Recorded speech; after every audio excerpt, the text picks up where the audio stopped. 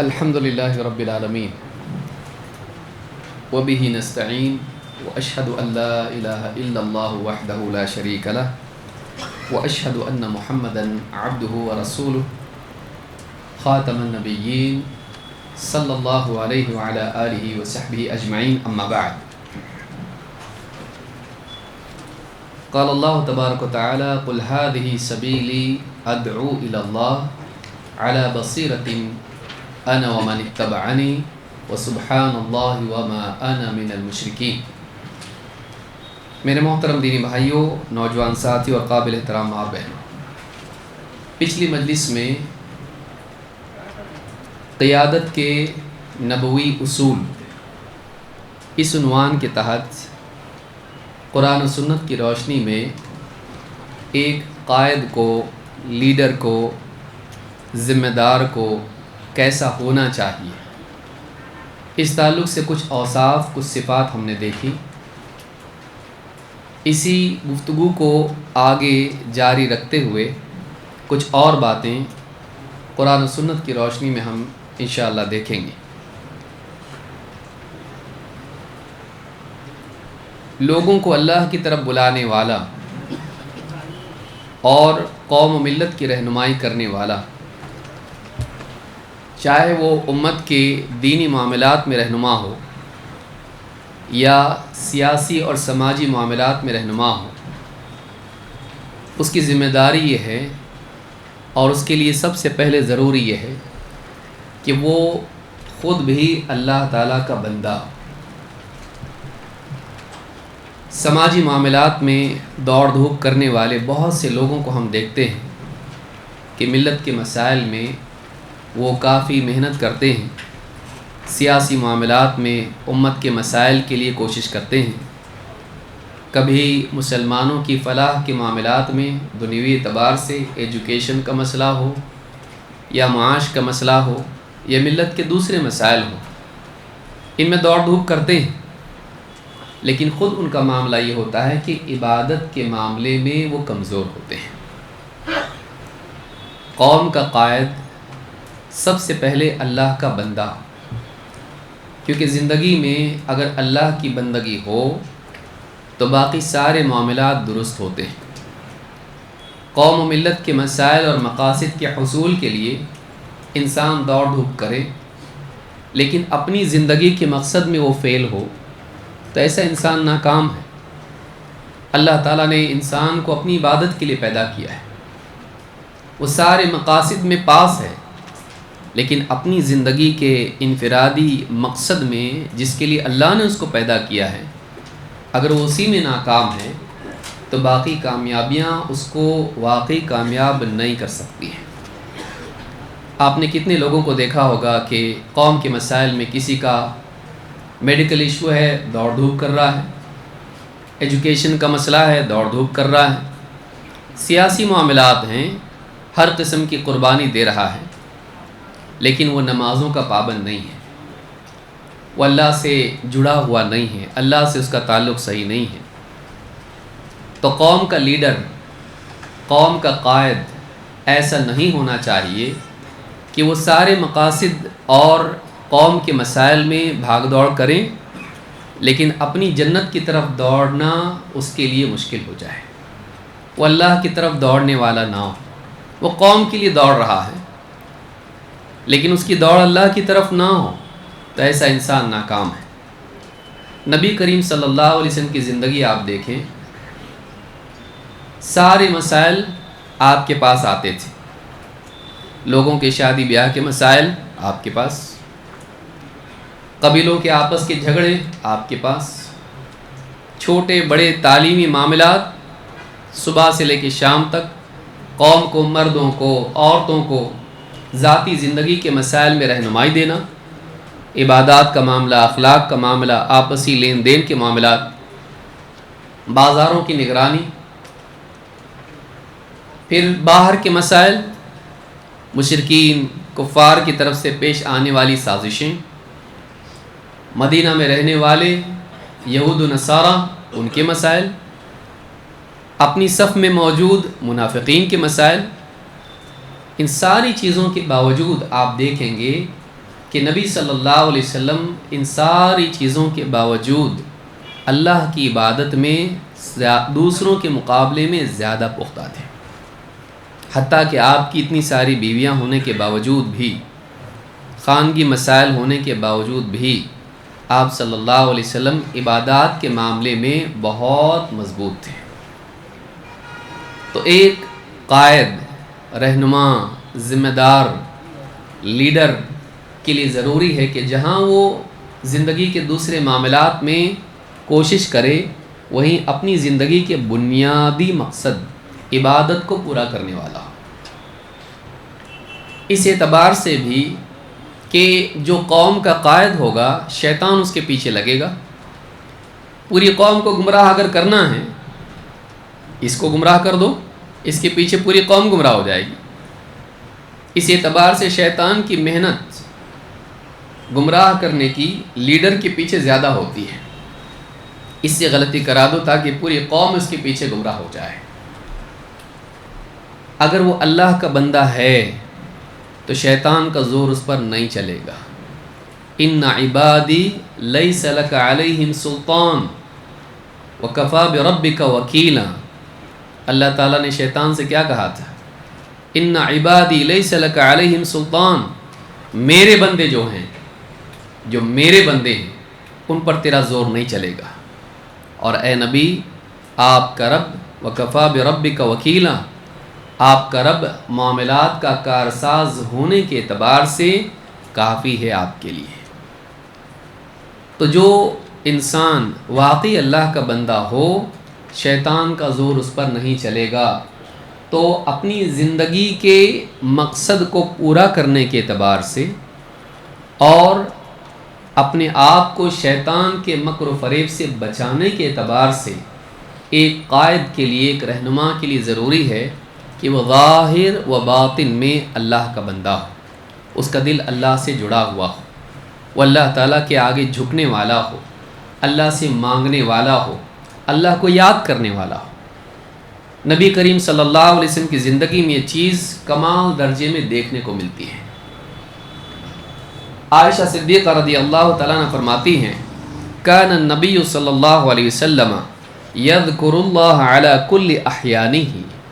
اللہ کے نبی صلی اللہ علیہ وسلم اپنے تمام احوال میں، اپنے تمام اوقات میں اللہ تعالیٰ کو یاد کیا کرتے تھے۔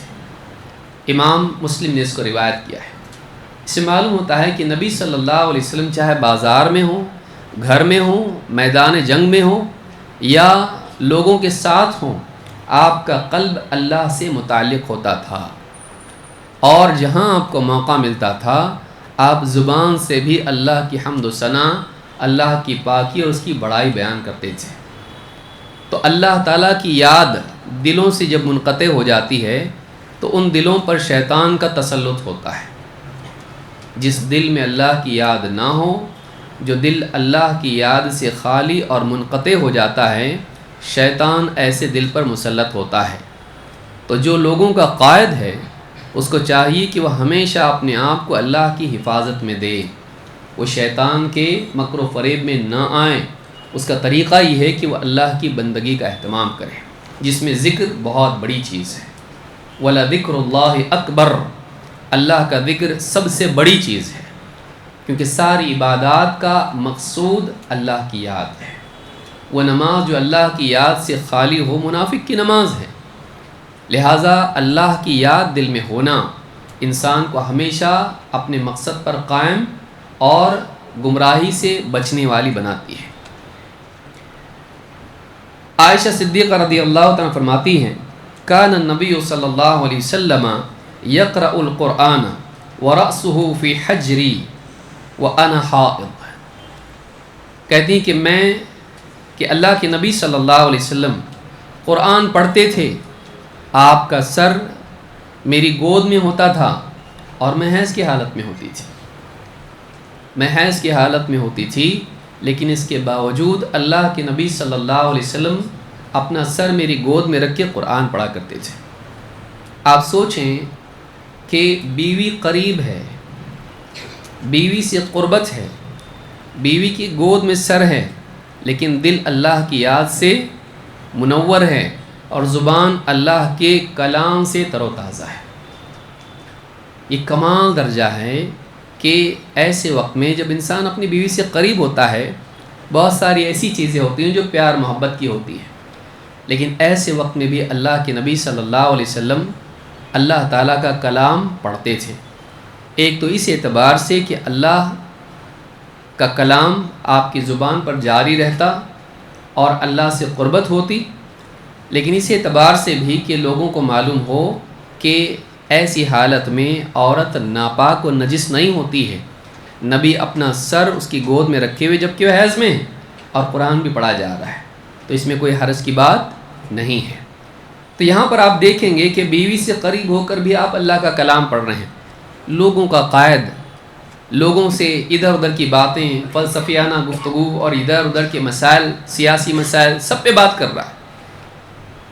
امت کے مسائل میں دنیا بھر کی باتیں آ رہی ہیں، لیکن اللہ کا کلام پڑھنے کی اس کو توفیق نہ ہو، یہ اچھی بات نہیں ہے۔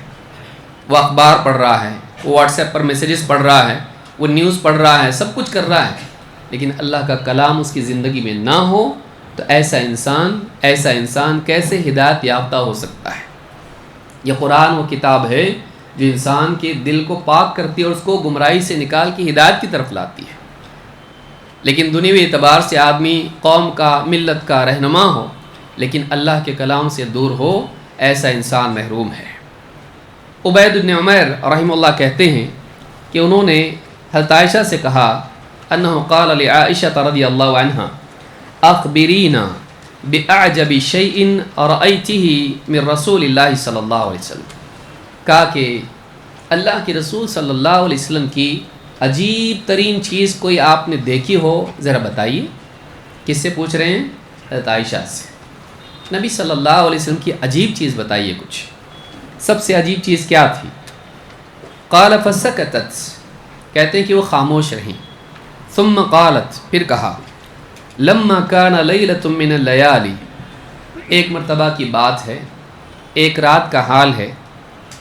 قال یا عائشہ ذرینی اتعبد اللیلۃ لربی، اللہ کے نبی صلی اللہ علیہ وسلم اپنی بیوی، سب سے محبوب بیوی حضرت عائشہ کے پاس ہیں، ان کی قربت ہے، رات کا وقت ہے۔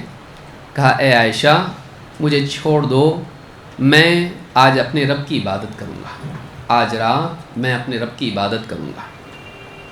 قلت واللہ انی لاحب قربک واحب ما سرک، ایسی عظیم الشان بیوی۔ کہا کہ اے اللہ کے رسول، دیکھیے محبت کا تقاضا کیا ہوتا ہے؟ محبت کا تقاضا اپنی چاہت پھونکنا نہیں ہوتا ہے، محبت کا تقاضا یہ ہے کہ محبوب کی محبوب چیز محبوب بن جائے۔ کمال محبت یہ ہے کہ اپنی چاہت پر جس سے محبت ہے اس کی چاہت کو ترجیح دی جائے۔ کہا کہ اے اللہ کے رسول انی لاحب قربک، مجھے آپ کے قریب رہنا بہت پسند ہے، میری چاہت تو یہ کہ میں آپ کی قربت میں رہوں، لیکن وہ احب ما سرک، لیکن آپ کی خوشی جس میں ہے مجھے بھی وہی پسند ہے۔ اگرچہ میں چاہتی ہوں کہ آپ کے ساتھ رہوں، آپ کے لمحات میری صحبت میں گزریں، میں آپ کی صحبت میں رہوں، لیکن اگر آپ اللہ کی عبادت کرنا چاہتے ہیں، آپ کی خوشی میں میری خوشی ہے۔ بات کا مطلب کیا ہے؟ اگرچہ میں چاہتی ہوں کہ آپ کے ساتھ رہوں اور آپ میرے ساتھ رہیں، بات چیت ہوتی رہے، قربت رہے، لیکن اگر آپ عبادت چاہتے ہیں اللہ کی تو آپ کی پسند میری پسند۔ قالت فقام فتطہر ثم قام یصلی، آپ اٹھے اور آپ نے وضو کیا اور آپ نماز پڑھنے لگے۔ قالت فلم یزل یبکی حتی بل حجرہ، آپ لگاتار مسلسل نماز پڑھتے رہے اور روتے رہے یہاں تک کہ آپ کا دامن تر ہو گیا۔ قالت ثم بکا فلم یزل یبکی حتی بل لحیتہ، پھر آپ روتے رہے یہاں تک کہ آپ کی داڑھی تر ہو گئی آنسوؤں سے۔ قالت ثم بکا فلم یزل یبکی حتی بل الارض، آپ لگاتار روتے رہے نماز میں یہاں تک کہ جس زمین پر آپ سجدہ کرتے تھے وہ زمین بھی تر ہو گئی آپ کے آنسوؤں سے۔ فجاء بلال یؤذنہ بالصلاۃ، بلال رضی اللہ تعالیٰ عنہ آئے یعنی سلسلہ کب تک چلا؟ فجر کی نماز تک۔ بلال آئے اور آپ کو نماز کے بارے میں بتایا۔ فلما رآہ یبکی، جب دیکھا کہ آپ رو رہے ہیں، قال یا رسول اللہ لم تبکی، کہ اللہ کے رسول آپ کیوں روتے ہیں؟ وقد غفر اللہ لک ما تقدم وما تأخر، جبکہ اللہ تعالیٰ نے آپ کے پچھلے اگلے تمام احوال کی مغفرت کا اعلان کر دیا ہے۔ اگر آپ سے کوئی اجتہادی چوک ہوئی بھی ہے اس پر بھی اللہ کی طرف سے مغفرت کا اعلان ہے، تو آپ کیوں روتے ہیں؟ کس چیز کے خوف سے آپ رو رہے ہیں؟ قال افلا اکون عبدا شکورا، آپ نے کہا تو پھر کیا میں اللہ کا شکر گزار بندہ نہ بنوں؟ یعنی رونا اور عبادت میں مجاہدہ کرنا صرف جہنم کے خوف سے ہوتا ہے، صرف مغفرت کی طلب میں ہوتا ہے، بلکہ اللہ کی عبادت کا مجاہدہ اور اللہ کے آگے رونا گڑ گڑانا اللہ کے احسان کے شکر کے طور پر بھی تو ہو سکتا ہے۔ ایک عبادت ہوتی ہے صرف خوف کی بنیاد پر نجات کے لیے، لیکن اللہ تعالیٰ اگر نجات کر دے تو کیا عبادت سے آدمی چھوٹ سکتا ہے؟ اللہ کی بندگی سے نکل سکتا ہے؟ نہیں، اللہ کے احسانات کے شکر کے طور پر بھی تو عبادت کی جا سکتی، جو کہ اعلیٰ مرتبہ ہے۔ شکر والی عبادت اعلیٰ مرتبہ ہے، اسی لیے ساری عبادات کا حاصل شکر ہے۔ وَقَلِيلٌ مِّنْ عِبَادِيَ الشَّكُورُ إِنَّا هَدَيْنَاهُ السَّبِيلَ إِمَّا شَاكِرًا وَإِمَّا كَفُورًا وَلَا تَجِدُ أَكْثَرَهُمْ شَاكِرِينَ، شکر کمال ہے۔ کہا کہ افلا اکون عبدا شکورا لقد نزلت علی اللیلۃ آیۃ ویل لمن قرأها ولم يتفکر فیها، کہا کہ آج کی رات مجھ پر ایک ایسی آیت نازل ہوئی ہے کہ جو اسے پڑھے اور اس میں غور و فکر نہ کرے، آسمان و زمین میں غور و فکر نہ کرے، اس کے لیے بربادی ہے۔ ان فی خلق السماوات والارض الآیۃ کلھا، سورہ آل عمران کی آخری آیات۔ کہا کہ یہ آیتیں مجھ پر آج کی رات نازل ہوئی ہیں، جو انہیں پڑھے اور غور نہ کرے اس کے لیے بربادی ہے۔ تو رات میں، کیونکہ دیکھیے ان آیات میں کیا ہے، آسمان و زمین میں غور کرنے والوں کا نتیجہ کیا ہوتا ہے؟ اللہ کی عظمت کا احساس اور اپنی تقصیر کا احساس۔ ربنا ما خلقت هذا باطلا سبحانک فقنا عذاب النار، اے اللہ تو نے ساری چیزیں بے مقصد پیدا نہیں کی، یہ کارخانہ یوں ہی فضول پیدا نہیں کر دیا کہ بس چلتا رہے گا اور ختم ہو جائے گا اور سب ختم، نہ کوئی سوال، نہ کوئی حساب، نہ کوئی انعام، نہ کوئی عذاب، بلکہ جب تو نے ساری چیزیں کمال درجے میں پیدا کی ہیں، پھر ہم کو بھی پیدا کیا ہے، پھر ہماری زندگی ہم جب دیکھتے ہیں تو ساری کائنات میں کمال ہے، اور ہماری اپنی زندگی دیکھی جائے بندگی کے اعتبار سے ساری چیزیں تیری فرما بردار ہیں، لیکن ہماری اپنی زندگی میں جب ہم غور کرتے ہیں تو دیکھتے ہیں کہ ہماری زندگی میں نقص ہی نقص ہے۔ تو مخلوقات کا کمال، اس کے بعد جب انسان اپنی زندگی میں جھانکتا ہے تو اس کو کمی دکھائی دیتی ہے۔ اس کمی کا تدارک اس کے پاس اس کے سوا کچھ نہیں ہوتا ہے کہ وہ اللہ رب العالمین سے اپنی کوتاہیوں کے لیے مغفرت کی دعا کرے، اے اللہ تو ہی بچا، میں کتنا بھی کروں گرتے پڑتے کچھ نہ کچھ گڑبڑ ہو ہی جاتی ہے، میں اپنی کمی کی بھرپائی کرنے میں بھی کمی کا شکار ہوں، میں اپنی تقصیر کے تدارک میں بھی تقصیر کا شکار ہوں، کیا کروں اللہ تم معاف کر دے مجھ کو، کیونکہ آخری چیز اس کے پاس، بندے کے پاس یہی بچتی ہے کہ میں کتنا بھی اچھا کروں کم ہی رہ جاتا ہے، تیری تعریف کروں تو نقص کے ساتھ ہوتی ہے، کمال درجے میں تیری تعریف کا حق ادا نہیں کر سکتا، تیری عبادت کروں اس میں بھی کمی رہ جاتی ہے، میری توبہ بھی پکی نہیں ہے، اللہ کروں تو کیا کروں تو ہی معاف کر دے۔ نبی صلی اللہ علیہ وسلم یہ آیتیں پڑھ رہے ہیں اور اس میں دیکھ رہے ہیں کہ بندہ جب اللہ کی عظمت، کائنات کی معنویت دیکھتا ہے تو اس کے بعد میں اس کے پاس اپنی تقصیر کا احساس پیدا ہوتا ہے۔ آپ رو رہے نماز میں، کہا کہ بربادی اس کے لیے جو ان آیتوں کو پڑھے اور غور نہ کرے، کائنات میں تفکر نہ کرے، آیات میں تدبر نہ کرے۔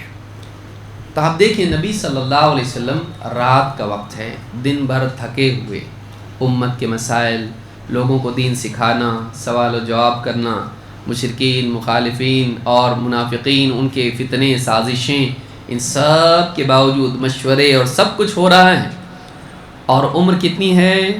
40 سال کی عمر میں نبوت ملی، اس کے بعد میں اور 13 سال مکہ میں رہے، 53 سال تو وہیں ہو گئے، اس کے بعد مدینہ میں آئے ہیں۔ 50 سال کی عمر کے بعد آپ رات میں کھڑے ہو کر لمبی لمبی نمازیں پڑھ رہے ہیں، رات بھر، اور اس میں رو رہے ہیں۔ تو جتنی عبودیت بندے میں ہوتی ہے اتنا زیادہ اللہ سے قریب وہ ہوتا ہے، جتنا زیادہ بندہ اللہ سے قریب ہوتا ہے اللہ تعالیٰ اس کی اتنی رعایت اور اس کی حفاظت کرتا ہے۔ تو ایک قائد کو اللہ کی حفاظت میں رہنے کے لیے اللہ کی بندگی کا اہتمام کرنا چاہیے۔ نمبر 8، صداقت۔ عبادت اللہ کے باب میں صدق ہے، لیکن اس کی پوری زندگی میں صداقت ہونا چاہیے، مخلوق کے ناحیے سے بھی، بندوں کے معاملے میں بھی وہ کیسا ہونا چاہیے؟ سچا۔ کیوں؟ کیونکہ اگر وہ سچا نہیں ہے تو اس کی کسی بات پر بھروسہ ہوگا؟ کسی کے پیچھے چلنے کے لیے وہ سچا اگر نہیں ہے، ہم کو وہاں جانا ہے اور وہاں پہنچنا ہے، کون اس کے پیچھے چلے گا؟ کیونکہ یہ سچا نہیں ہے، اس پر کیسے اعتبار کریں؟ تو کلام میں جھوٹ دل میں خیانت کی علامت ہے، لہٰذا ایک انسان زبان کی سچائی اگر اس میں نہ ہو تو یہ دل کے عیب کا نتیجہ ہوتا ہے۔ ایک قائد وہ ہے جو قوم سے سچ بولے، وہ اپنی زندگی میں سچائی کا اہتمام کرنے والا ہو، جھوٹ بولنے والا نہ ہو، کیونکہ جھوٹ خیانت کا نتیجہ ہے۔ ابن عباس رضی اللہ تعالیٰ عنہ کہتے ہیں، لما نزلت وانذر عشیرتک الاقربین، جب اللہ تعالیٰ نے آیت نازل کی شروع دور میں، وانذر عشیرتک الاقربین، اے نبی اپنے قریبی رشتہ داروں کو خبردار کیجیے۔ صعد النبی صلی اللہ علیہ وسلم علی الصفا، اللہ کے نبی صلی اللہ علیہ وسلم صفا کی پہاڑی پر گئے، فجعل ینادی، اور آپ لوگوں کو پکار کر بلانے لگے، یا بنی فہر، یا بنی عدی، یا بنی فہر، یا بنی عدی، لبطون قریش حتی اجتمعوا، آپ مختلف قبیلے کے لوگوں کو پکار کے بلانے لگے، اے بنی فہر، اے بنی عدی، اور قریش کے جتنے لوگ ہیں مختلف ان کے بطون ہیں ان کو بلانے لگے، یہاں تک کہ لوگ جمع ہوئے۔ فجعل الرجل اذا لم يستطع ان يخرج ارسل رسولا لينظر ما هو، آدمی اگر خود نہیں آ سکتا تھا تو کسی اور کو بھیج دیتا کہ وہ جا کے سنے کہ آپ کیا بولنا چاہتے ہیں۔ فجاء ابو لہب وقریش، ابو لہب اور قریش کے لوگ بھی آئے، دیکھیں کیا کہتے ہیں۔ فقال ارأیتکم لو اخبرتکم ان خیلا بالوادی ترید ان تغیر علیکم اکنتم مصدقی، آپ نے کہا اگر میں یہ کہوں کہ اس وادی کے، آواز دیکھیں کچھ گڑبڑ ہوئی، اگر میں یہ کہوں کہ اس وادی کے پیچھے، اس پہاڑی کے پیچھے ایک لشکر ہے جو تم پر حملہ کرنے کے لیے تیار ہے، کیا تم میری بات کو سچ مانو گے؟ قالوا نعم ما جربنا علیک الا صدقا، انہوں نے کہا کہ ہاں، ہم نے کبھی آپ سے جھوٹ کا تجربہ نہیں کیا ہے، کبھی ہم نے جھوٹ آپ سے نہیں سنا۔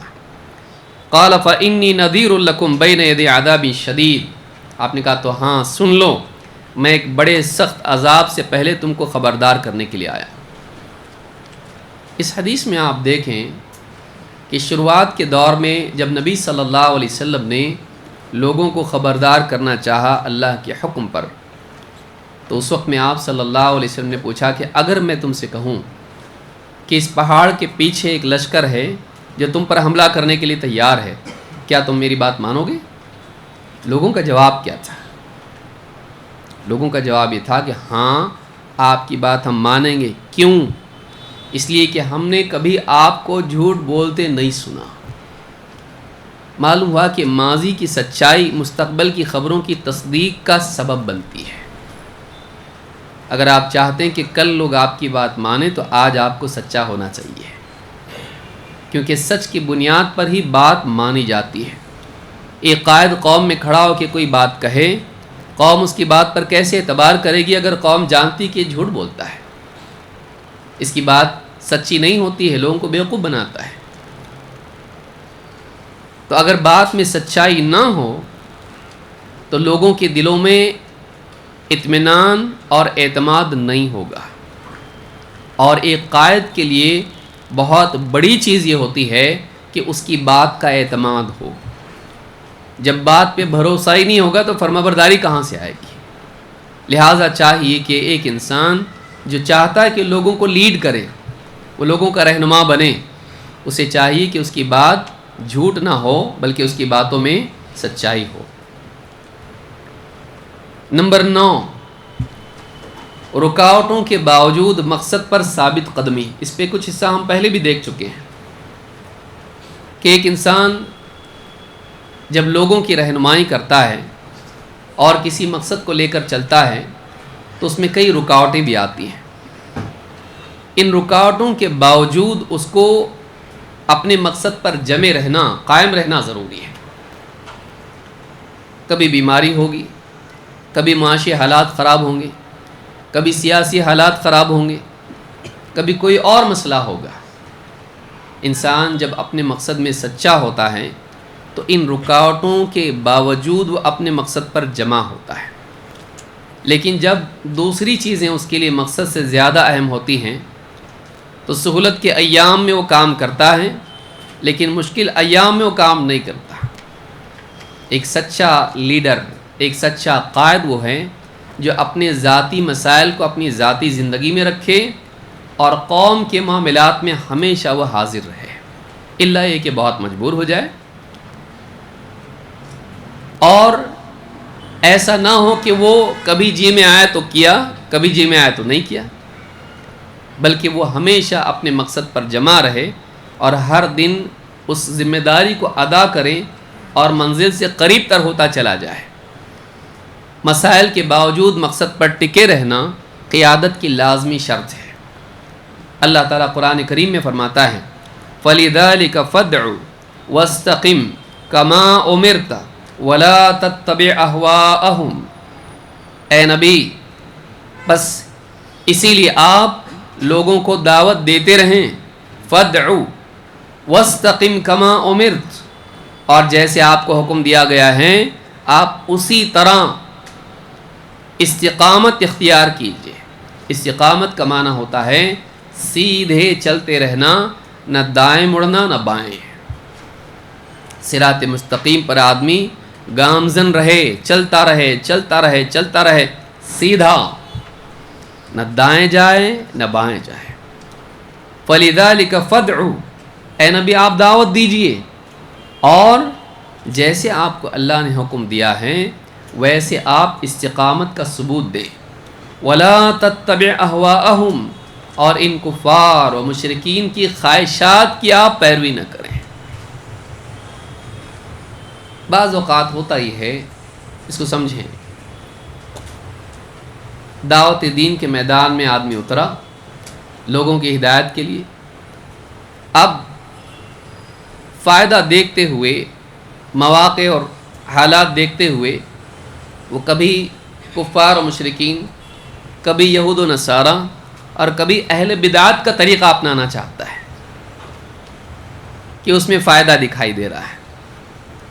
تو بعض اوقات یہ ہوتا ہے کہ وہ سیدھے راستے پر چلتا ہے، کبھی دعوت کا میدان ہے، کبھی کوئی اور میدان ہے، لیکن وہ دوسری قوموں سے، دوسری قوموں کے طور طریقوں سے متاثر ہو کر صراط مستقیم چھوڑ دیتا ہے، اپنے اصولوں سے کمپرومائز کر لیتا ہے، حق کا راستہ چھوڑ کر گمراہ قوموں کی مشابہت اختیار کرتا ہے۔ ایک قائد کو یہ نہیں کرنا چاہیے، خصوصاً دین کے داعی کو یہ نہیں کرنا چاہیے۔ دوسرے مناہج کو دیکھ کر، محض افادیت کو دیکھتے ہوئے فائدہ ہوگا اور فائدہ ہوگا سوچ کر اصولوں کو توڑنا اور غلط قوموں کی، گمراہ فرقوں کی مشابہت اختیار کرنا، ہم بھی ان جیسا کریں گے، ہم بھی ان جیسا کریں گے۔ اہل حق کے لیے یعنی یہ چیز مناسب نہیں ہے۔ تو قوم کا قائد وہ ہے جس کو معلوم ہو کہ یہی طریقہ ہے، نبوی طریقہ ہی کامیابی کا طریقہ ہے، پھر وہ اسی طریقے پہ چلتا رہے چاہے پہنچنے میں دیر لگے۔ مصیبت کی جڑ کیا ہے؟ جلدی پہنچنا ہے، شارٹ کٹ، فائدہ۔ وہ دیکھو ان کا طریقہ، دیکھو ان کی طرح ہم کریں گے تو کتنا اچھا ہوگا۔ بعض اوقات ایک رہنما گمراہ ہو جاتا ہے، اور رہنما گمراہ ہو جائیں تو اس کے پیچھے پوری قوم گمراہ ہو جاتی ہے۔ تو اگر اس کے پاس صراط مستقیم پر چلنے کا عزم نہ ہو، اگر وہ یہ نہیں جانتا ہو کہ یہی راستہ ہے اور اسی پر چلنا ہے، چاہے دوسرے راستے کتنے ہی جلدی پہنچنے والے دکھائی دے رہے ہیں لیکن وہ نبوی راستہ نہیں ہے، تو ہم فائدہ نہیں دیکھیں گے، ہم کیا دیکھیں گے؟ قاعدہ، فائدہ نہیں قاعدہ۔ تو انسان ہمیشہ سیدھے راستے پر باقی رہے، وہ دوسرے راستوں کی پیروی نہ کرے۔ اللہ تعالیٰ فرماتا ہے ان الذین قالوا ربنا اللہ ثم استقاموا فلا خوف علیہم ولا هم يحزنون اولئک اصحاب الجنۃ خالدین فیہا جزاء بما كانوا يعملون۔ یقیناً وہ لوگ جنہوں نے کہا کہ ہمارا رب اللہ ہے اور پھر استقامت اختیار کی۔ استقامت کا معنی ہوتا ہے ٹیڑھے نہ جاتے ہوئے سیدھے سیدھے چلتے رہنا، انحراف نہیں کرنا، ڈیویٹ نہیں ہونا اپنے گول سے، اپنے راستے سے۔ زندگی میں ایسے حالات آئیں گے کہ انسان کو فائدے کے لیے اصولوں میں کمپرومائز کرنا پڑے گا، نہیں، انسان ہمیشہ سیدھا چلتا رہے اور ایسے راستوں سے، پگڈنڈیوں سے بچے جو نبوی منہج سے ہٹ کے ہوں، خاص کر کے دعوت کے میدان میں، بلکہ امت کے مسائل میں بھی۔ بعض اوقات ہوتا ہے کہ دوسری قومیں دیکھو کیسا کر رہی ہیں، عیسائی دیکھو کیسا دعوت دے رہے ہیں، ان کا سٹیج کتنا زبردست رہتا ہے ہالی ووڈ کی طرح، ہم بھی ویسا کریں گے۔ دوسری قوموں کو دیکھ کر اس سے متاثر ہونا اور ان کا طریقہ اپنانا یہ ہمارا طریقہ نہیں ہونا چاہیے۔ ایسا انسان خود بھی گمراہ ہوگا، دوسروں کو بھی گمراہ کرے گا۔ مرعوبیت احساس کمتری کا نتیجہ ہے۔ آدمی دوسروں کو دیکھ کے کاپی کب کرتا ہے؟ جب اپنے کو گھٹیا اور اس کو بہتر سمجھتا ہے۔ جس کے پاس نبی کا طریقہ ہو وہ کسی اور سے مرعوب، امپریس نہیں ہوتا ہے۔ لہٰذا ہم کو چاہیے کہ ہم وہ طریقہ اپنائیں جو ہمارے نبی صلی اللہ علیہ وسلم کا ہے۔ اللہ نے فرمایا کہ جن لوگوں نے کہا کہ ہمارا رب اللہ ہے، پھر انہوں نے استقامت اختیار کی، اسی پر قائم رہے، اللہ تعالیٰ کی بندگی کا اہتمام کیا، اللہ کو رب مان کر انہوں نے اللہ کے رب ہونے کا حق ادا کیا۔ رب ماننے کا حق یہ ہے کہ بندہ آدمی بن جائے اللہ کا، توحید کا اہتمام کرے۔ فلا خوف علیہم ولا هم يحزنون، ان پر نہ کوئی خوف ہوگا اور نہ غمگین ہوں گے۔ اولئک اصحاب الجنۃ خالدین فیہا، یہ لوگ جنتی لوگ ہیں جو جنت میں ہمیشہ ہمیشہ رہیں گے۔ جزاء بما كانوا يعملون، یہ بدلہ ہے ان کے اعمال کا۔ یہاں پر اللہ تعالیٰ نے ان لوگوں کے لیے جنت کی خوشخبری سنائی اور ان لوگوں کو خوف اور غم سے نجات کا وعدہ کیا جو اللہ کو رب مانے اور اس اقرار پر استقامت اختیار کریں، اس اقرار پر ثابت قدم رہیں۔ تو یہ قائد کے لیے ضروری ہے کہ وہ اپنے مقصد سے اور اپنے طریقے سے ڈیویٹ نہ کرے، وہ سیدھے راستے پر باقی رہے۔ نمبر 10، منصب کی بجائے کام کا شوق، یہ بہت امپورٹنٹ ہے سیلفی کے دور میں۔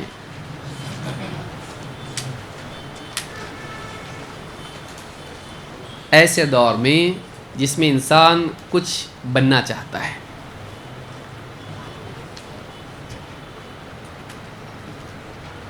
مجھے کوئی عہدہ چاہیے،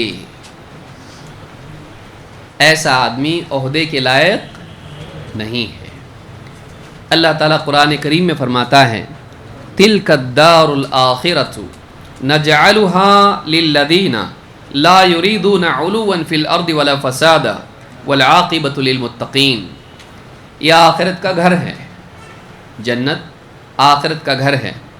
نجعلها للذین لا یریدون علوا فی الارض ولا فسادا. یہ آخرت کا گھر، یہ جنت کا گھر ہم نے ان لوگوں کے لیے بنا رکھا ہے جو زمین میں بڑائی کے خواہش مند نہیں اور نہ ان کے دلوں میں فساد کی چاہت ہے. والعاقبۃ للمتقین، اور اچھا انجام متقین ہی کے لیے اللہ کی طرف سے طے ہے. یہاں پر اللہ تعالیٰ نے بتایا جنت ان کے لیے ہے جو دنیا میں بڑائی نہیں چاہتے. جنت کس کے لیے ہے؟ لا یریدون علوا فی الارض، زمین میں علو اعلیٰ کا معنی، علو کا معنی فوقیت ہوتا ہے. میں بڑا بن جاؤں، مجھے بڑائی ملے، مجھے اونچائی ملے، میں لوگوں کے اوپر ہو جاؤں، لوگ نیچے رہیں، میرا بڑا عہدہ ہو، میں عام انسان نہ رہوں. انسان چاہتا ہے یہ، اور پھر اس عہدے کی سیٹ پہ پہنچنے کے لیے وہ سیڑھی چڑھتا ہے اور دوسرے لوگوں کے سر پہ پاؤں دیتا ہے. اور دوسرا کوئی عہدے کی سیڑھی پر چڑھنے والا ہو تو اس کے ہاتھ میں ٹانگ آ جائے تو ٹانگ پکڑ کے کیا کرتا ہے؟ دیکھیے سب کو معلوم ہے. اور آپ دنیا بھر میں آپ دیکھیے کیا سیاست اور کیا دین. دینی میدان ہو، مسجد کی ٹرسٹ ہو، جماعت کی کوئی ٹرسٹ ہو، عہدے ہوں یا سیاسی عہدے ہوں، ادارہ ہو، مدرسہ ہو، اسکول ہو، کالج ہو، آپ کسی بھی ادارے کا جائزہ لیں، انسان بڑا بننا چاہتا ہے اور چھوٹا بنانا چاہتا ہے. اور عہدہ پانے کے لیے بعض اوقات پازیٹیو ایکٹیویٹی نہیں، نیگیٹیو بھی کرنی پڑتی ہے، کیونکہ یہ برا ثابت ہوگا تو میں اچھا ثابت ہو جاؤں گا. ایک طریقہ تو یہ ہوتا ہے کہ آدمی اپنے آپ کو اتنا لائق بنائے کہ لوگ اس کو قبول کر لیں، لیکن اس کی بس میں تو ہوتا نہیں لائق بننا، تو کیا کرتا ہے پھر؟ نالائق ثابت کرو. کس کو؟ دوسروں کو. اور یہی طریقہ آج دیکھیں گے آپ سماج میں رائج ہے. تو انسان خود لائق بننے کی بجائے دوسروں کو نااہل ثابت کرنے میں ساری صلاحیتیں لگا دیتا ہے. عہدے کی چاہت انسان کو اخلاقی گراوٹ کا شکار بنا دیتی ہے. وہ اونچا جانے میں نیچا گرتا چلا جاتا ہے. اونچا عہدہ پانے کے لیے وہ اخلاقی پستی میں گرفتار ہو جاتا ہے یا گر جاتا ہے. تو واقعی قائد وہ ہیں جو اونچائی کا خواہش مند نہ ہو، اس کو کام کرنا ہو. نام نہیں چاہیے، نام کام کیا چاہیے؟ کام چاہیے. تو جس کو صرف کام چاہیے اس کے لیے کوئی رکاوٹ نہیں ہے. بھائی مسجد میں صفائی کرنا ہے، جھاڑو لگانا ہے، مسجد کا ٹرسٹی بنے گا تو ہی کرے گا. جھاڑو لگانے کے لیے ٹرسٹی بننا چاہیے، لیکن وہ کیا کرتا؟ مسجد میں اگر کچرا دکھے گا اس کا فوٹو ویڈیو وائرل کرے گا اس کو. مسجد والے دیکھو مسجد صاف نہیں رکھ رہے ہیں، اس لیے ٹرسٹ بدلو، اس کی مجھے لو ٹرسٹ میں. کام کا آدمی کیا کرتا؟ مسجد میں کچرا ہے، ٹرسٹی تھوڑا سا لاپرواہی برتے، غلط ہے، ملوں گا تو نصیحت کروں گا، جھاڑو اٹھاتا صاف کر دیتا. گھر کس کا ہے؟ اللہ کا. صفائی کروں گا ثواب کس کو ملے گا؟ ٹرسٹی کو. میں صفائی کروں گا مجھ کو ملے گا. اس کا دھیان کام پہ ہوتا ہے. مسجد کی صفائی اس کا مقصود ہے، ٹرسٹ کی صفائی نہیں. لیکن جس کے دل میں عہدہ ہوتا ہے وہ مسجد کی صفائی کو بہانہ بنا کے ٹرسٹ کی صفائی کرتا ہے. اور پوری قوم آج ہماری اسی میں گرفتار ہے. ہم کو دشمن کی ضرورت نہیں ہے، ہم کو دشمن کی ضرورت نہیں ہے، ہم خود اپنے دشمن ہیں. کہیں بھی آپ دیکھیے ایک آدمی اوپر جا رہا, دوسرے ٹانگ پکڑ کے کھینچیں گے اس کو. کیوں؟ بہت اوپر جا رہا کہ ہم دیکھا نا نیچے سب کے ساتھ رہنے کا, اجتماعیت میں خیر ہے. یہ حال ہمارا ہے. دیکھ لیجیے, واقعی کام کا آدمی وہ ہے کہ جو اپنے اوپر والوں کے لیے کندھا فراہم کرے اور اپنے نیچے والوں کے لیے ہاتھ دے. یاد رہے گا. اچھا آدمی وہ ہے جب دیکھے کوئی اس سے اوپر ہیں تو ان کو سپورٹ کے لیے کیا دے؟ اپنا کندھا. ٹانگ پکڑ کے کھینچے نہیں, اپنا کندھا ان کے لیے دیے. آپ اوپر جاؤ, میرا کندھا آپ کے لیے ہے. اور اس سے نیچے جو لوگ ہیں ان کو ہاتھ پکڑ کے کیا کریں؟ اوپر لینے کی کوشش کریں. ایسا آدمی اچھا آدمی ہے. ایسا آدمی اچھا آدمی ہے. لیکن جو آدمی اونچائی چاہتا ہے اور اس اونچائی کو پانے کے لیے لوگوں کو نیچا کرتا ہے, یہ خود نیچے چلا جاتا ہے اللہ کے ہاں. ایسا آدمی اوپر نہیں جاتا. ابو موسیٰ اشعری رضی اللہ تعالیٰ کہتے ہیں, عہدے کی ڈیزائر آپ دیکھیے کیسی چیز ہے. کہتے ہیں دخلت علی النبی صلی اللہ علیہ وسلم انا ورجلان من قومی, میں اور میری قوم کے دو آدمی اللہ کے نبی صلی اللہ علیہ وسلم کے ہاں گئے, آپ کے گھر میں داخل ہوئے. فقال احد الرجلین, وہ جو دو لوگ میرے ساتھ میں تھے ان میں سے ایک نے کہا امرنا یا رسول اللہ, وقال الآخر مثلہ. تو جو دو لوگ تھے اس میں سے ایک نے کہا اے اللہ کے رسول مجھ کو امیر بناؤ نا. مجھ کو کیا بناؤ؟ امیر. امیر پیسے والا نہیں, لوگوں کے اوپر سربراہ, لوگوں کے اوپر امیر بنائیے مجھ کو. اور دوسرے نے بھی کہا مجھے بھی بنائیے. اس نے بھی ویسی بات کہی کچھ. فقال انا لا نولی هذا من سألہ ولا من حرص علیہ. جہاں بولنا ہے وہاں بولنا ہوتا ہے. اللہ کے نبی صلی اللہ علیہ وسلم نے کیا کہا؟ ان کو خوش کیا. دیکھیے قوم کا لیڈر یہ بھی ہونا چاہیے, وہ ہر دل عزیز نہیں ہونا چاہیے. تو بھی خوش, میں بھی خوش, سب خوش. جہاں حق بات بولنا ہے وہاں بولے. آپ نے کہا ہم امارت کی ذمہ داری اس کو نہیں دیتے جو مانگتا ہے, اور اس کو بھی نہیں دیتے جو اس کی حرص کرتا ہے. نہ ڈیمانڈ نہ ڈیزائر, دونوں ڈیغائب. ڈیمانڈ بھی نہیں, جو ڈیمانڈ کرتا ہے مجھ کو بنائیے, مجھ کو عہدہ دیجئے, نہیں دیتے. مانگنے والے کو بھی نہیں دیتے اور چاہنے والے کو بھی نہیں دیتے. چاہنے والا کیسا دکھ کے آتا ہو, بار بار سامنے آ رہا, مانگ رہا نہیں لیکن بار بار سامنے آ رہا, ہمیشہ فوٹو میں آ رہا ہو, میں بھی چاہتا ہوں, مجھے بھی کچھ بننا ہے. جو چاہتا ہے اس کو بھی نہیں دیکھتے, جو مانگتا اس کو بھی نہیں دیتے. یہ قاعدہ ہے. کیوں؟ کیونکہ جو آدمی عہدہ چاہتا ہے عہدے پر آ کر نقصان کرے گا, استحصال کرے گا, اپنی پوزیشن کا غلط فائدہ اٹھائے گا. کیونکہ اس کی نگاہ میں کام نہیں ہے, اس کی نگاہ میں مقام ہے. مقام والا آدمی گڑبڑ کرتا ہے. مقام پانے کے بعد اس میں فساد آ جاتا ہے اور وہ فساد پیدا کرتا ہے. تو کہا کہ جو مانگے اس کو بھی نہیں دیتے اور جو چاہیں اس کو بھی نہیں دیتے. عبد الرحمن ابن سمرہ رضی اللہ تعالیٰ کہتے ہیں قال رسول اللہ صلی اللہ علیہ وسلم, اللہ کے رسول صلی اللہ علیہ وسلم نے فرمایا لا تسأل الامارہ, امارت مانگ مت. مجھ کو امیر بناؤ, مجھ کو عہدہ دو, مجھ کو پوزیشن دو, امارت مانگ مت. فَإِنَّكَ إِنْ أُعْطِيتَهَا مِنْ غَيْرِ مَسْأَلَةٍ أُعِنْتَ عَلَيْهَا. اس لیے کہ یاد رکھ, اگر تیرے مانگے بغیر تو اس کو امیر بنا دیا جائے تو اللہ کی طرف سے تیری مدد کی جائے گی. چاہتا نہیں تھا لیکن کوئی نہ کوئی تو بننا پڑے گا نا, کوئی کسی نہ کسی کو تو ذمہ دار بننا پڑے گا. اگر تیری چاہت کے بغیر, مانگے بغیر اگر تجھ کو بنا دیا گیا قوم کا لیڈر, قوم کا ذمہ دار, امیر, عہدے پر دے دیا گیا تجھ کو, تو عہدہ, تو قائد بنے گا, تو بڑا بنے گا قوم کا. اگر تیرے مانگے بغیر تجھ کو امیر بنا دیا گیا تو تیری مدد کی جائے گی. وَإِنْ أُعْطِيتَهَا عَنْ مَسْأَلَةٍ وُكِلْتَ إِلَيْهَا.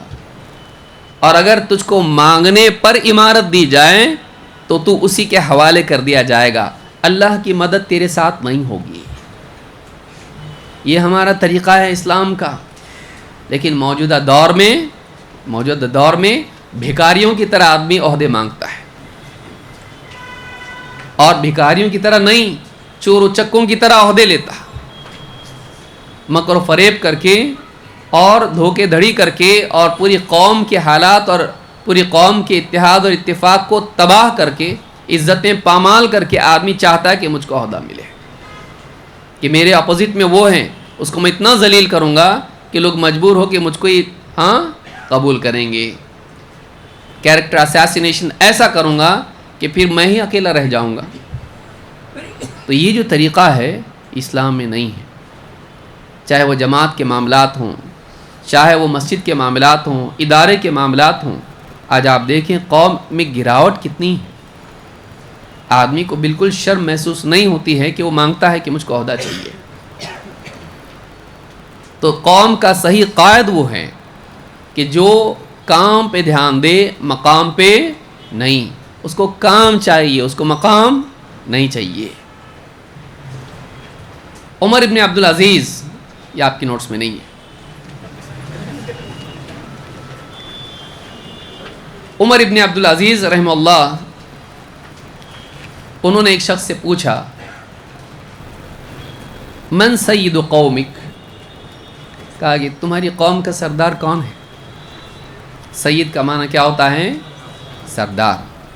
سوال کیا پوچھا؟ تمہاری قوم کا سردار کون ہے؟ قال انا، اس نے کیا کہا؟ میں۔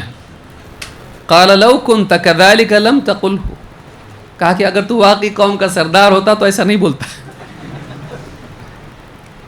ناچیز فلانا ہے، تو آدمی اپنے آپ کو ناچیز بنا کے بڑا بنا دیتا ہے۔ تو کہا کہ اگر تو واقعی قوم کا سردار ہوتا تو تو اپنی زبان سے نہیں کہتا کہ میں قوم کا سردار، تو انجوائے کر رہا ہے پوزیشن کو، تو پوزیشن کو کیا کر رہا ہے؟ انجوائے کر رہا ہے۔ آدمی دل ہی دل میں، آپ دیکھیے عہدہ انسان کو تباہ کرتا ہے، ایسی جگہ ہے جس پر بیٹھتے انسان کے اندر ایک عجیب قسم کی ترنگ پیدا ہو جاتی ہے، اس کی چال ڈھال میں، اس کی بات چیت میں، لوگوں سے سلوک میں فرق آ جاتا ہے۔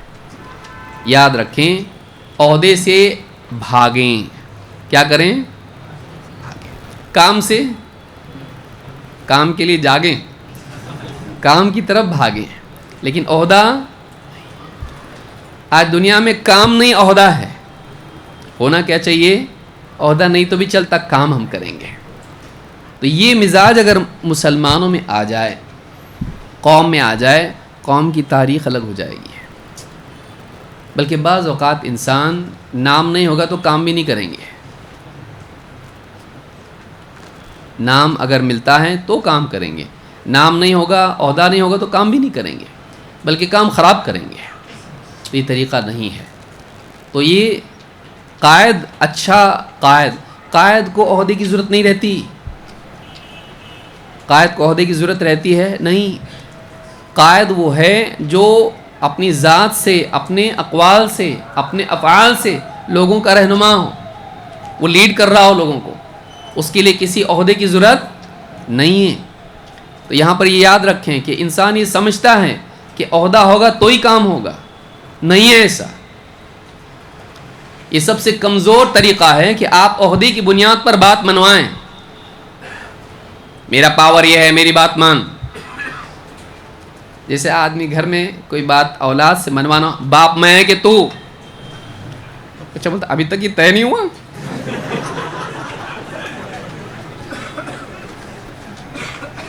یہ کوئی سوال ہے؟ کچھ بات منوانا اولاد سے تو آدمی کیا بولتا ہے؟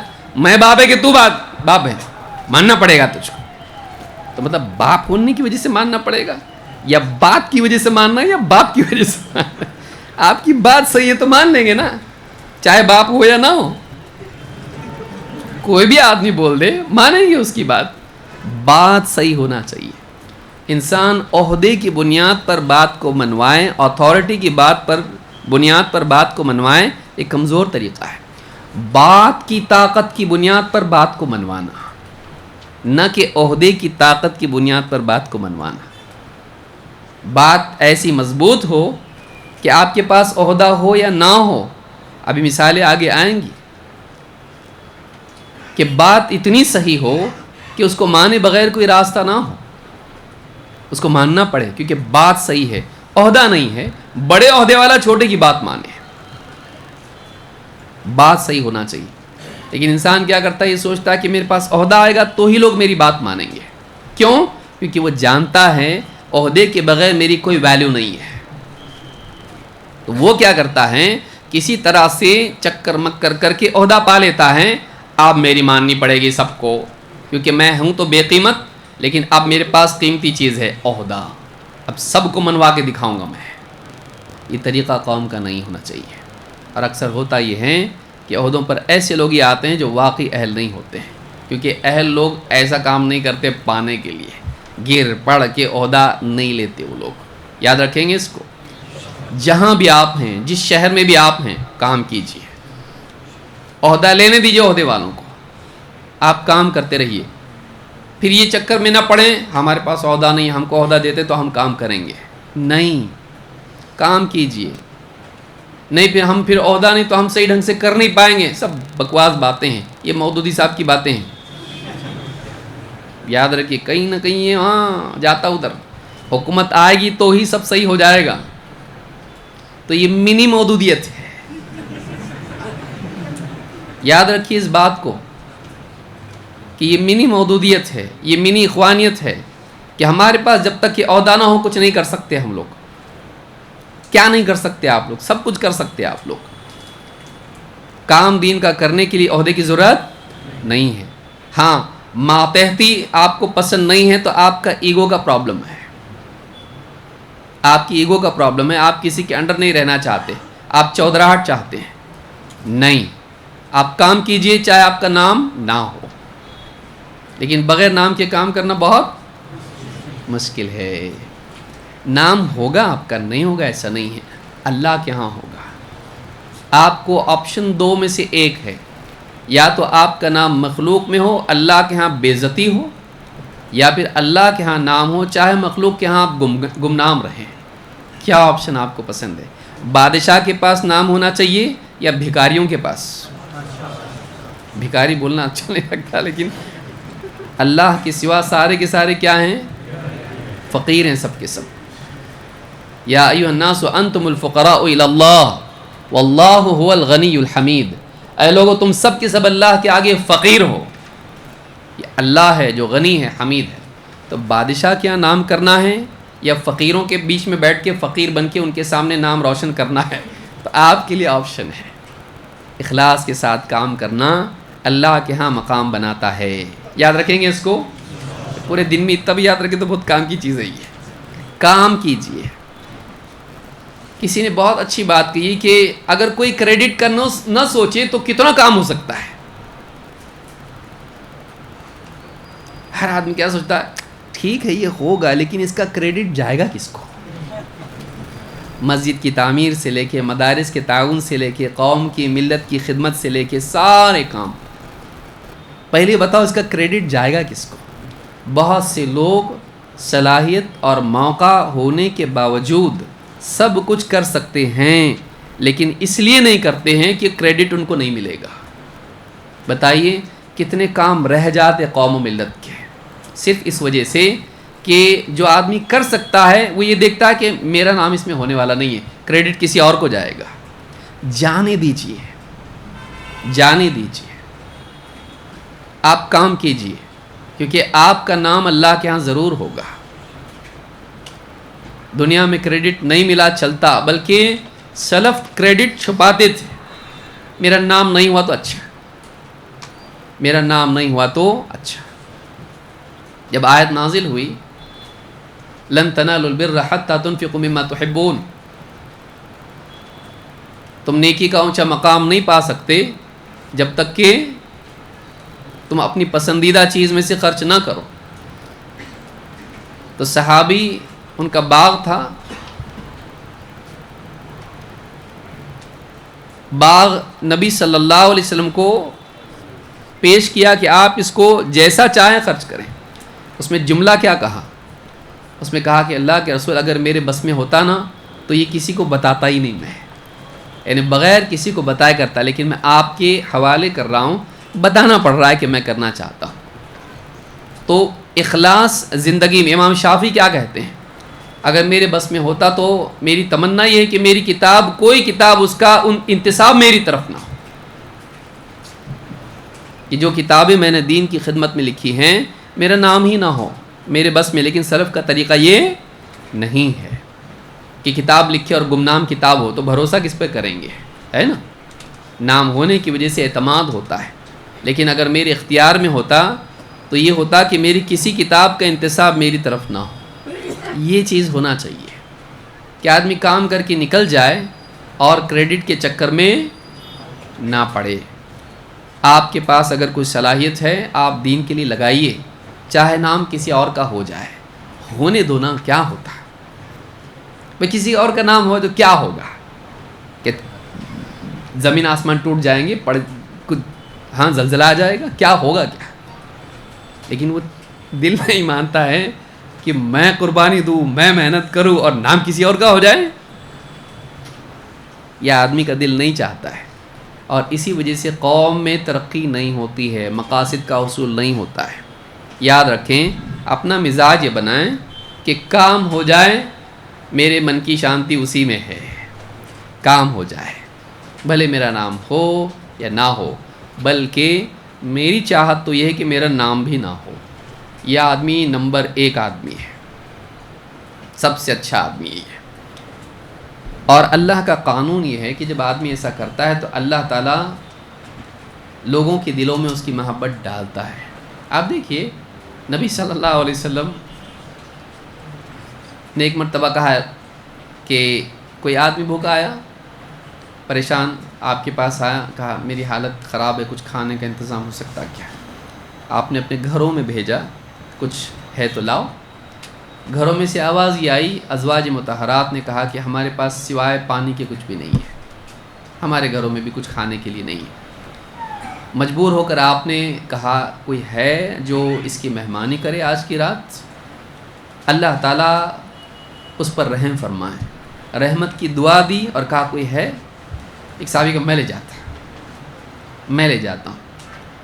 لے گئے اپنے گھر، بیوی سے جا کے کہا نبی صلی اللہ علیہ وسلم کا مہمان ہے، یہ کوئی عام مہمان نہیں ہے، نبی کا مہمان تھا، آج ہمارا بنا ہے، یہ بڑی تقدیر کی بات ہے. تو یہ نبی صلی اللہ علیہ وسلم کا مہمان ہے، گھر میں کوئی چیز جو کچھ بھی ہے روک کے مت رکھنا، اس کے سامنے پیش کرنا. بیوی بولے اپنے لیے تو کچھ ہے ہی نہیں، جو بھی تھا وہ بچوں کے لیے رکھا ہوا ہے، اپنے لیے نہیں ہے، ہم کو تو ویسے بھی بھوکا رہنا ہے. اگر کھانا گھر میں ہے تو کس کے لیے ہے؟ چھوٹے بچوں کے لیے ہے. تو ہم تو ویسے بھی بھوکے رہنے والے تھے، آج بچوں کو کھلا کے ہم کو ویسے ہی سونا تھا. کہا نہیں، یہ نبی صلی اللہ علیہ وسلم کا مہمان ہے، بچوں کو سلا دینا، اور جو بھی ہے وہ مہمان کے سامنے رکھنا. اور جب کھانے کا وقت ہو تو ظاہر بات ہے کہ ہم بیٹھ کے دیکھ رہے اس کا منہ اور مہمان کھایا جائے گا کہ اس کو.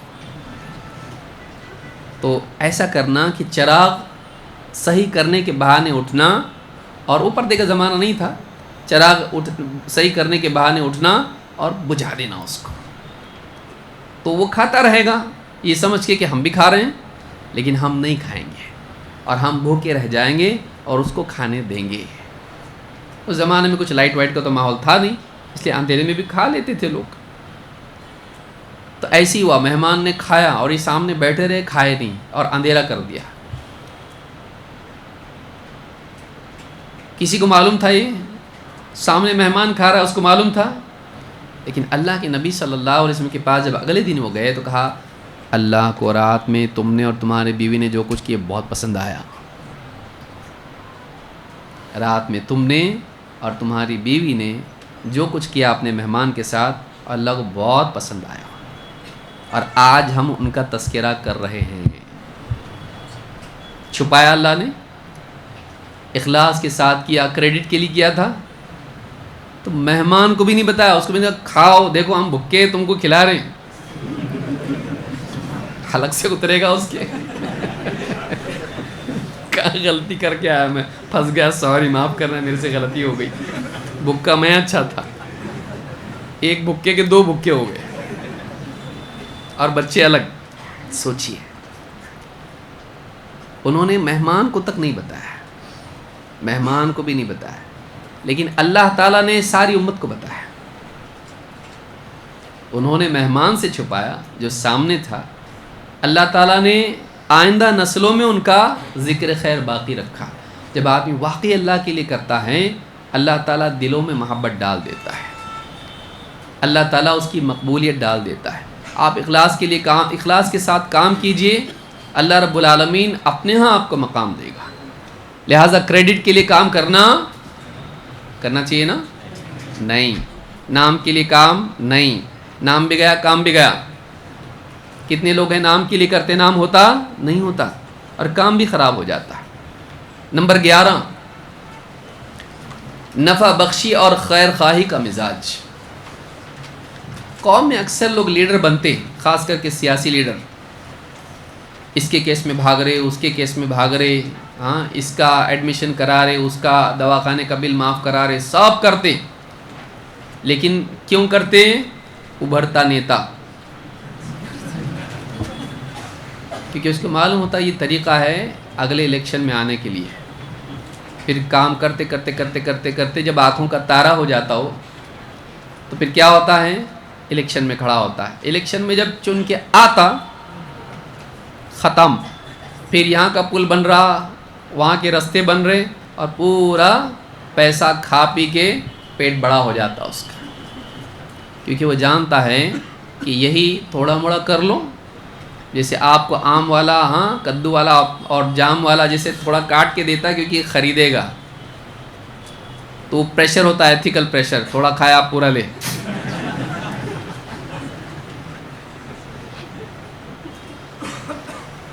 طریقہ ہے یہ ایڈورٹیزمنٹ کی، ایک چیزوں کی خریداری کے لیے بزنس کی اسٹریٹجی ہے یہ. تو آدمی تھوڑا قوم کو دیتا ہے اور بعد میں قوم سے زیادہ لیتا ہے. ایسا آدمی قوم کا قائد نہیں ہو سکتا ہے. یہ تاجر ہو سکتا ہے، یہ بزنس مین ہے جو قوم کو تھوڑا دے کے قوم سے زیادہ لیتا ہے. واقعی قوم کا قائد وہ ہیں جو قوم سے کچھ نہیں لیتا اور اپنا سب قوم کو نچھاور کرتا ہے.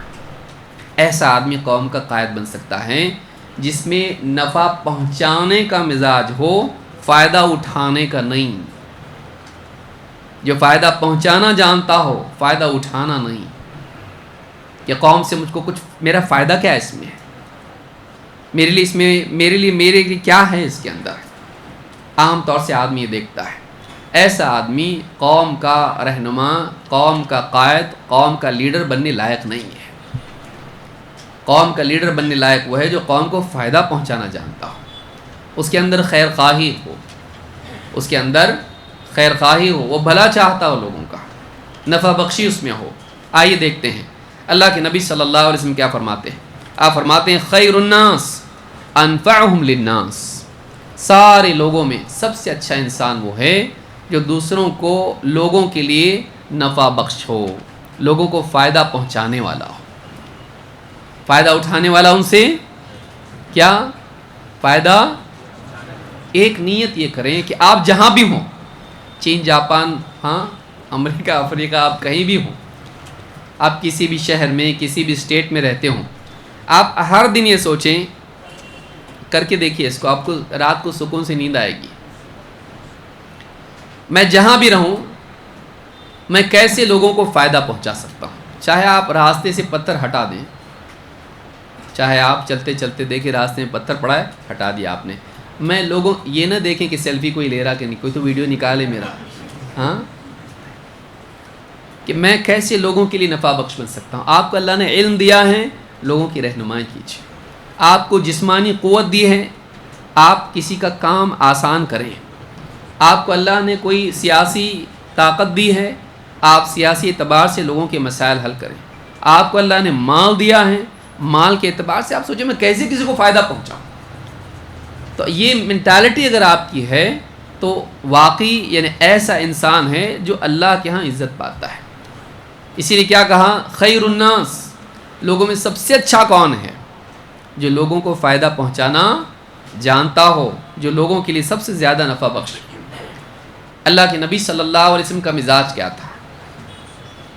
آپ فرماتے ہیں مثلی کمثل رجل استوقد نارا، میری اور تمہاری مثال ایسی ہے کہ جیسے ایک شخص نے آگ جلائی، فلما اضاءت ما حولها، جب اس آگ نے اپنے اطراف کو روشن کر دیا، اپنے آس پاس کے ماحول کو روشن کر دیا، جعل الفراش وهذه الدواب التي في النار يقعن فيها، تو جیسی آگ روشن ہوئی اس آگ کے اطراف پتنگے اور کیڑے مکوڑے اس آگ میں کودنے لگے۔ پتنگے عام طور سے آگ میں کیا ہوتے ہیں؟ پروانے جس کو آپ کہتے ہیں، وہ آگ میں کودتے ہیں۔ وجعل يحجزهن ويغلبنه فيتقحمن فيها، وہ آدمی کوشش کر رہا ہے کہ ان کو کسی طرح سے باز رکھے اس آگ میں کودنے سے، لیکن وہ اس کی اس کوشش پر غالب آتے ہوئے سیدھے آگ میں جا پڑے ہیں۔ وہ بچانے کی کوشش کر رہا ہے پتنگے نہ آئیں آگ میں، لیکن وہ پتنگے کیا کر رہے ہیں؟ وہ کیڑے مکوڑے کیا کر رہے ہیں؟ آگ میں چھلانگ لگا رہے ہیں، جا کے گر رہے ہیں اس میں۔ کہا کہ فذالکم مثلی ومثلکم، کہا کہ یہی میری اور تمہاری مثال ہے۔ انا آخذ بحجزکم عن النار ہلم عن النار ہلم عن النار، میں تمہاری کمر پکڑ پکڑ کے تم کو گھسیٹ رہا ہوں، پیچھے کھینچ رہا ہوں اور چلا رہا ہوں، آگ سے بچو، آگ سے بچو، فتغلبونی تقحمون فیہا، لیکن تمہارا حال یہ ہے کہ تم مجھ پر غالب آ کر میرے ہاتھ سے چھوٹ کے آگ میں کود رہے ہو۔ اس حدیث سے بات معلوم ہوتی ہے کہ نبی کریم صلی اللہ علیہ وسلم، نبی کریم مجلس سے جانے کا مزاج نہ بنائیں۔ وضو مجھ کو بھی کرنا ہے، آپ کو بھی کرنا ہے، کئی لوگوں کو کرنا ہے، ایڈوانس وضو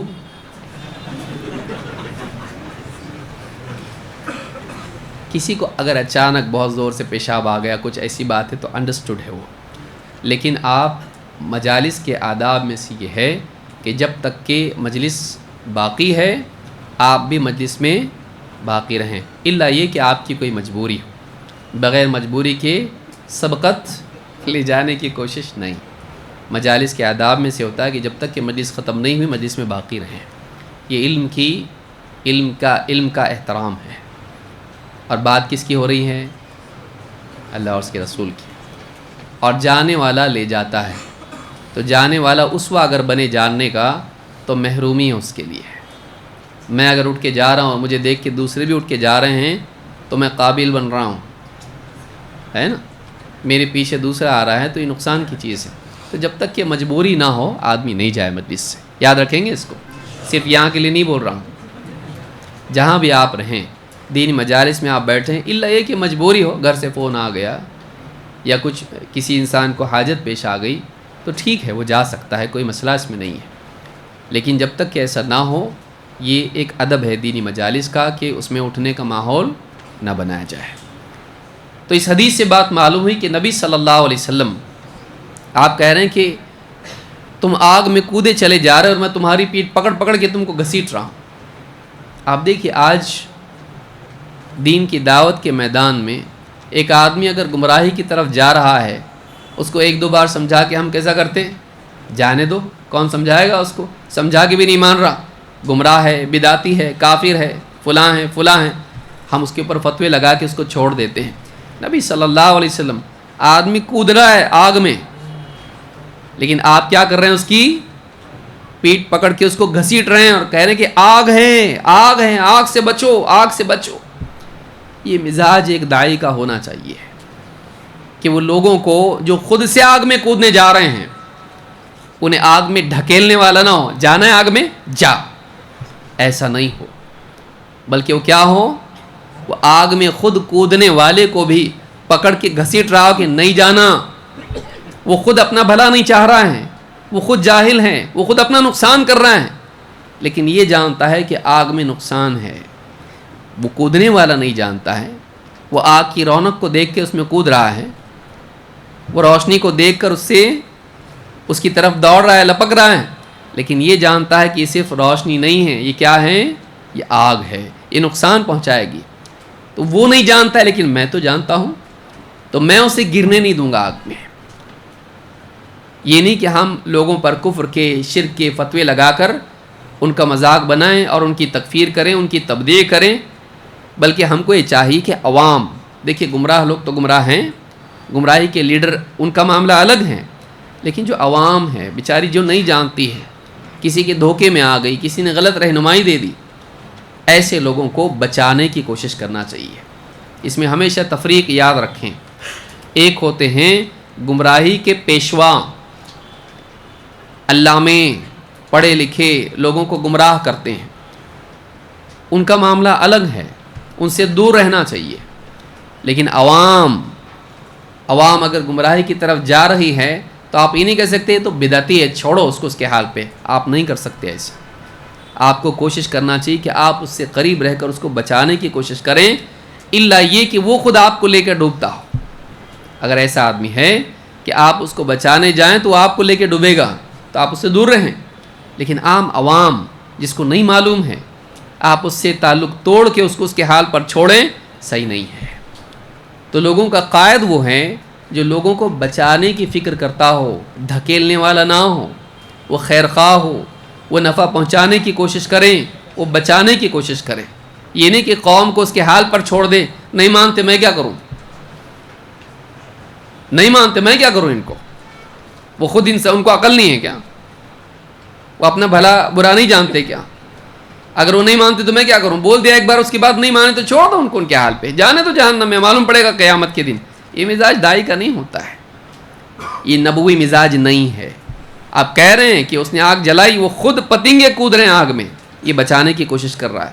تم آگ میں کودے چلے جا رہے ہو، میں پیٹ پکڑ کے، ہاتھ نہیں، انگلی نہیں، بلکہ صرف زبان سے نہیں، میں اپنی پوری طاقت لگا کے تمہاری کمر پکڑ کے تم کو گھسیٹ رہا ہوں، ہلم عن النار، ہلم عن النار، آگ سے بچو، آگ سے بچو۔ تو یہ جو مزاج ہے، یہ مزاج ہونا چاہیے کہ انسان اپنی پوری صلاحیت جھونک دے لوگوں کو، اور خاص طور سے محمد صلی اللہ علیہ وسلم کی امت جہالت کی وجہ سے شرکیات میں، کفریات میں، ڈرگ ایڈکشن میں، زناکاری میں، جوئے میں، سود میں، شراب خوری میں آج جا رہی ہے۔ جا کر سکتے اس کو ایسا، جبکہ ہمارے نبی کا حال یہ ہے، انا ومن اتبعنی کا حق ادا ہوگا، میں اور میری پیروی کرنے والے۔ کہاں پیروی کیا اس نے؟ مزاج میں بھی اتباع ہونا چاہیے۔ کمال اتباع یہ ہے کہ مزاج میں بھی اتباع ہو، کہ آپ کا مزاج کیا ہے، آپ کا انداز کیا ہے، آپ کا طریقہ کیا ہے، آپ کی فکر کیا ہے کہ میں بچاؤں ان کو، یہ مزاج ہونا چاہیے۔ اللہ تعالی ہم کو سمجھ عطا فرمائے۔ میں سمجھتا وقت ہو گیا ہے، اور بچی ہوئی باتیں انشاءاللہ ہم آنے والی مجلس میں دیکھیں گے۔ اقول ھذا واستغفر اللہ لی ولکم۔